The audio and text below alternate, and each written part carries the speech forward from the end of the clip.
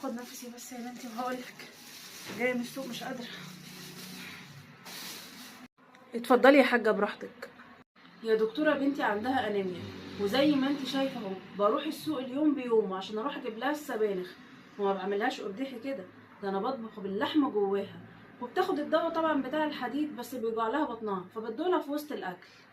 وبعد التكاليف دي كلها يا دكتوره، سبانخ ولحمه ودواء، عدنا التحاليل لقيناها برضو لسه عندها انيميا. الف سلامه عليها يا حاجه. انا ما عنديش شك ان انتي عامله اللي عليكي وزياده، بس عشان افهمك اللي حصل هديكي مثال بسيط.